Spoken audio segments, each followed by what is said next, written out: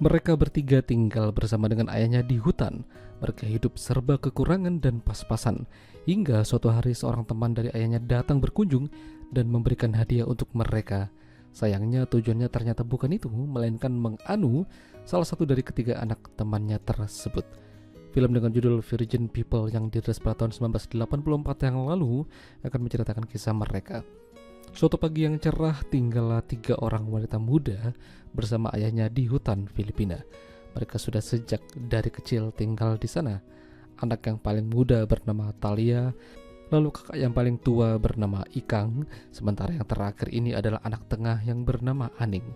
Mereka mulai tumbuh dewasa bersama ayah mereka yang hanya bertahan hidup dari alam, termasuk beternak ayam dan bebek.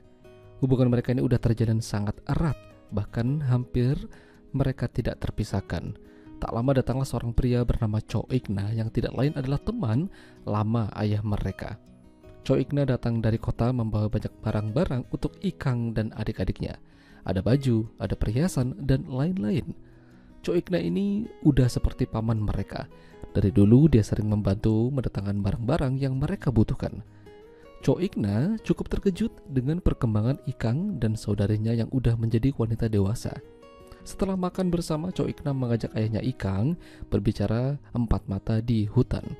Cho Ikna membicarakan Ikang yang seharusnya mencari pria untuk dinikahi karena usianya itu udah matang dan mungkin dia juga harus keluar dari hutan tersebut. Namun sang ayah masih terlalu takut melepas mereka, terutama Ikang. Ikang udah banyak membantu ayahnya berkebun dan memasak. Lalu dari belakang Cho Ikna mengeluarkan ular berbisa dari kantungnya dan memasukkan ke baju ayahnya Ikang. Gara-gara kejadian itu ayahnya Ikang meninggal dunia hari itu juga karena gigitan ular. Ikang dan saudarinya menangis. Bagaimana ini bisa terjadi?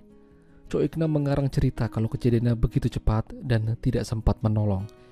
Kini Ikang dan saudarinya kehilangan sosok ayah yang melindunginya. Mereka rentan terhadap serangan dari luar, termasuk Cho Ikna itu sendiri. Ya, Cho Ikna melakukan itu karena ada maunya. Udah lama dia mengincar Ikang buat digituin. Malam itu dia berusaha mencobanya namun gagal karena Ikang dibantu Aning yang memukul kepalanya menggunakan bambu. Esok harinya ketika Cho Ikna mau pulang, Ikang mengembalikan perhiasan yang diberikan Cho Ikna karena dia marah. Namun Talia tidak terima. Dia mengejar Cho Ikna meminta kembali perhiasan tersebut. Cho Ikna memberikannya, tapi karena Talia ini masih terlalu polos, pada akhirnya dia dianu sama Cho Ikna di semak-semak. Apalagi dia yang paling lemah. Kejadian itu membuat Talia menjadi trauma dan menangis sepanjang malam. Mulai saat itu, Ikang yang menjadi pemimpin. Talia dan Aning harus menuruti setiap perkataannya. Beberapa hari kemudian datang lagi seorang pria bernama Isaac. Diam-diam dia melihat Ikang yang lagi bersihin badan. Akhirnya dia ketahuan lalu dihajar. Ternyata Isaac ini adalah keponakannya Cho Ikna.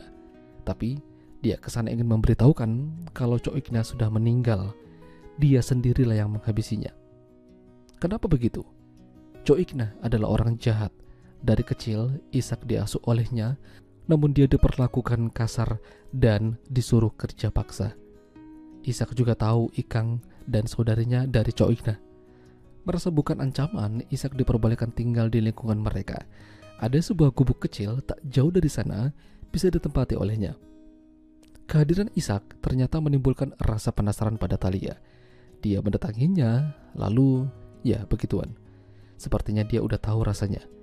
Ikang udah memperingatkan saudarinya untuk tetap waspada terutama pada Isaac. Tapi semakin kesini Talia dan Aning tidak setuju pada Ikang. Mereka ingin bebas dan tidak mau diatur-atur lagi. Talia dan Aning mulai nakal. Diam-diam dia mendatangi gubuk Isaac lalu begituan. Ikang lalu mendatangi Isaac ingin memberikan peringatan padanya untuk tidak mendekati adik-adiknya. Namun malam itu justru sebaliknya.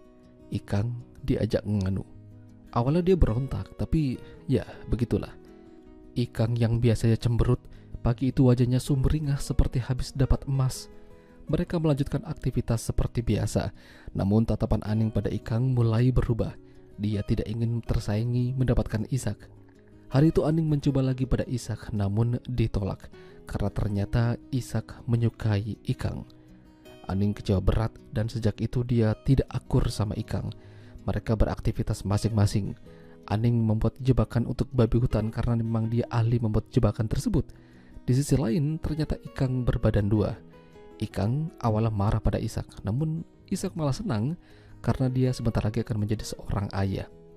Nikah belum, udah gituan. Ishak berjanji akan menikahi Ikang dan mengajaknya ke kota. Ikang menjadi sangat bahagia, namun tentu saja tidak bagi Aning. Hingga malam itu dia terlihat membawa pergi kuda milik Ishak. Thalia berusaha mencegahnya namun gagal. Paginya Ishak baru sadar kudanya menghilang.